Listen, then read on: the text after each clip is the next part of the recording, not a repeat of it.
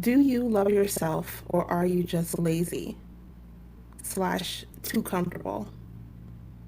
So many times, people feel like the definition of loving oneself is your ability to spend a lot of time alone comfortably. And I feel like that has been a cop out for a long time. I think what happens when someone spends a lot of time alone, whether, you just don't go out that often, you don't have that many friends, or like you're comfortable going to the movies alone, or, taking yourself to dinner, whatever it is that you just do alone. Like maybe you're just kind of like an introvert or something. I feel like people kind of get comfortable in their solitude, and being around, let's be real, being around other people is the work. It's definitely work because personalities have to come together. You have to, make sure that you get along with people, and then, there's bound to be issues that come up. So sometimes you may fall out, and it's work. It can be draining, especially depending on who you're around. It can be very emotionally draining, and it's definitely work to keep up any relationship, friendship, family, romantic, any relationship you're in. It's work. And I think a lot of people are getting tired of doing that work. A lot of people are lazy. It's a lot easier to just be by yourself and do the things that you like to do and just communicate with people through social media alone. And so many times people will say, well, I'm fine. I love myself. I don't mind doing this alone, or I don't mind doing that alone. It's like, we're kind of looked down on people who are more social and like to be around people a lot of times or go out a lot. And you kind of look at them as being kind of insecure or like they're hiding from something. And a lot of times it can be that. Some people do use social, situations as a means to escape being alone, because once they're alone, all kinds of thoughts come through their mind that they're not really ready to process. So it's easier to be with a lot of people. But you know what? If you truly are lonely and miserable, no matter how many people are in the room with you, you will still have that feeling. That's why it's never enough for those people. So it's not really a true fair judgment of loneliness, whether or not you're around a lot of people. You can be extremely fulfilled and entertained and feel loved by yourself, and you can feel extremely lonely and depressed in a room full of people. So that has nothing to do with it, in my opinion and in my experience. In my experience, it's quite the opposite. I feel like when you truly, truly love yourself for all that you are, good and bad, and you know who you are, you know your gifts and what you bring to this world, you want to share it. I think that all of us here, no matter what our gifts are, our strong suits, we are here to share ourselves with the world, not to hide away in seclusion and never do anything or talk to anybody. Like, we were here to help and to contribute to society in some way, whatever way it was given to us. And a lot of times that means taking the more difficult route of pushing ourselves into situations that we've never done before, dealing with more people, even if it makes us nervous, if we're kind of socially awkward.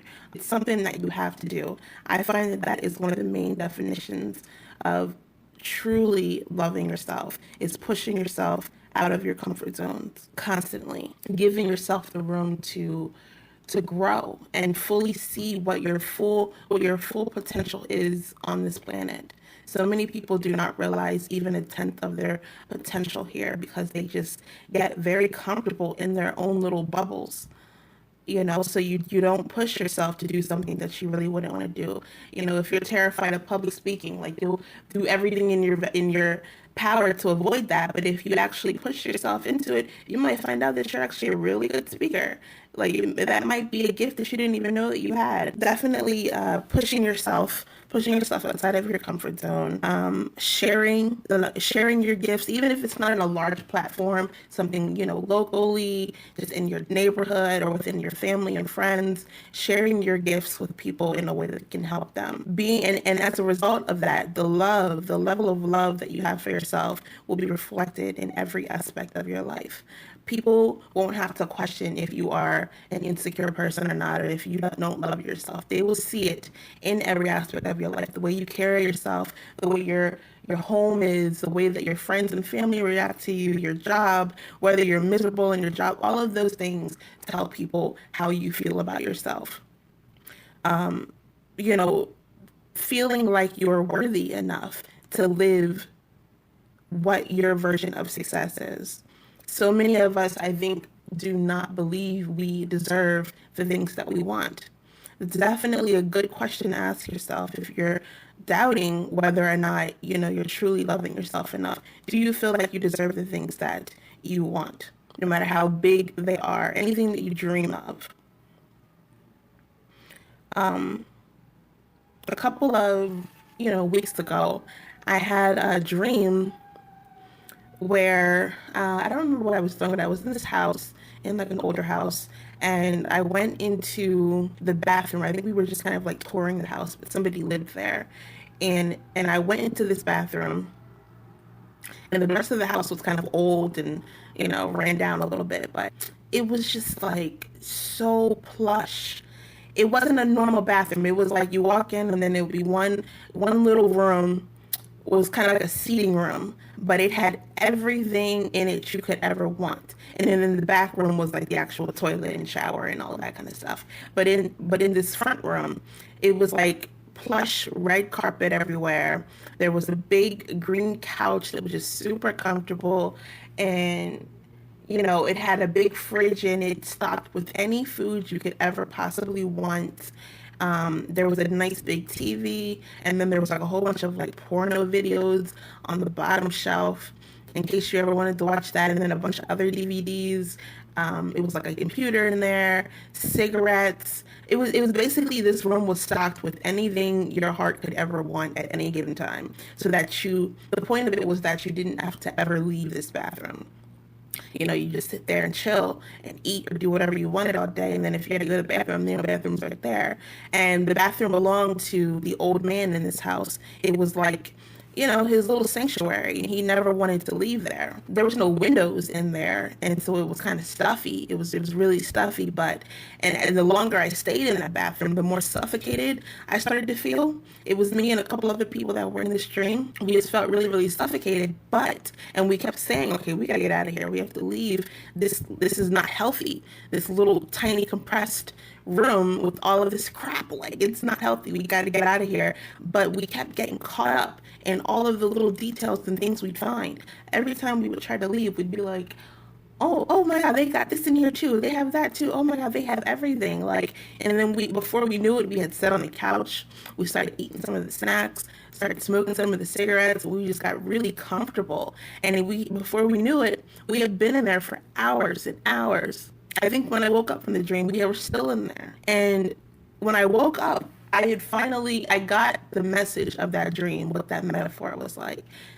Don't turn your life into a comfort bathroom. The feeling that I got in that bathroom is so true in my own life as well, in my own experience, to how we can make our immediate environment so comfortable and so tailored to everything that we need that we never ever find a reason to go outside of it, to extend outside of it. I mean, there was this whole huge house that had pretty much been abandoned, and no love given to it because this man could not leave this bathroom. And he did it. He lived there, like pretty much in this bathroom all the time. His wife kind of lived in the other parts of the house or whatever. I definitely put that to you to take a look at your life and see if your home or, your job or even a relationship, sometimes you can have turned it into a comfort bathroom. And if you feel like that, then definitely push yourself outside of that comfort zone, because it's not healthy. It's definitely not healthy. It's in the same feeling that I felt in that dream of claustrophobia and sickness is exactly what it does in your life when you stifle yourself like that. And it's not the definition of love. I also find that the definition of love means having the courage to say no to anyone or anything that does not serve you. Meaning, whether it's a negative relationship or if it's just, eating foods that you're not supposed to, not properly taking care of your temple, not exercising, working a job that you hate, living somewhere that you know is not, best for you, anything that you know is not serving your higher good, have the courage to say no to it. Courage is a major, major key in true self-love. So many of us do not have the courage to say no to those things because we feel like we have no other choice. We have to settle. There's nothing better out there. Or if it is just for the sake of having that company or just saying that you have a job or saying that, whatever it is, you have the courage to take more risks. So that's pretty much all that I had to say about the topic. It's something that I'm definitely working on in my life. I'm not perfect with it at all. I am one of those people who, spends a lot of time alone. Not because I'm like actually introverted or anything like that, but I had gotten into that space where I was just very, very comfortable being by myself. I don't have to worry about nobody else's drama. I can have things the way that I want, watch what I want, do what I want, eat what I want. And I'm trying to I'm working on pushing myself outside of that because I know that, the gifts that I have to give were meant to be shared. It's not meant to just stick between me and, my closest friends or whoever. Like, I have to share that with the world. But yeah, I don't know. I just felt like I needed to put that out there, just give people another definition to think on and to realize that how social you are or are not has absolutely nothing to do with how much you love yourself. So I hope you enjoyed this video. Please go ahead and subscribe to my channel for more videos like this. And I'd love to hear your definitions of what true self-love means in the comments as well, and what you thought about my definition. Thank you.